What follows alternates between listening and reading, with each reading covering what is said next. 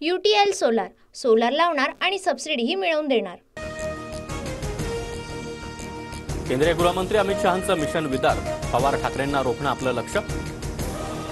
62 पैकी 45हून अधिक जागा विदर्भात हव्या, नागपुरातील बैठकीत अमित शहांच्या सूचना।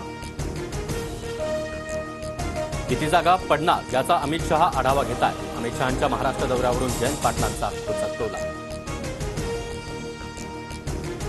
काँग्रेसचे प्रदेशाध्यक्ष नाना पटोले आज रात्री दिल्लीला जाणार। विधानसभेच्या जागा वाटपावर हायकमांड सोबत चर्चा।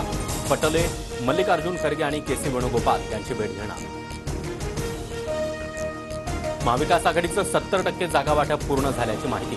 31 सप्टेंबर आणि 1 ऑक्टोबर रोजी मुंबईतील बैठकीत अंतिम निर्णयाची शक्यता। ऑक्टोबरच्या पहिल्या आठवड्यापासून महाविकास आघाडीचे मेळावे सुरू होणार।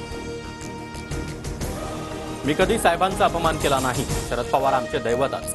इतके दिवस पवारांच्याच नेतृत्वात काम केलं, पण आता आम्हाला देखील काम करू द्या, अजित पवार यांचं वक्तव्य।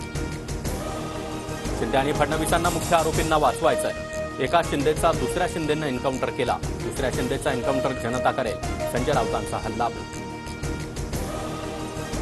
एकनाथ शिंदेचं एन्काउंटर करायला संजय राऊतांना 7 जन्म घ्यावे लागतील, भरत गोगावलेंचा संजय राऊतांवर पलटवार।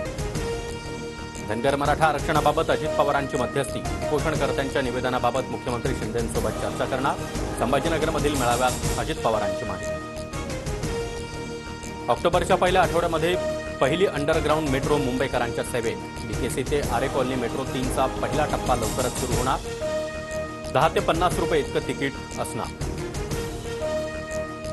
मुंबई पुण्यासह कोकण, मराठवाडा आणि विदर्भामध्ये पावसाचा जोर, धरणं देखील ओव्हरफ्लो, फळबागा आणि पिकांचं मोठं नुकसान। तर पुण्याजवळील जांभूळवाडीमध्ये 3 वर्षाची मुकली ओढ्याच्या पाण्यात बुडाली। UTL सोलार, सोलार लावणार आणि सबसिडीही मिळवून देणार।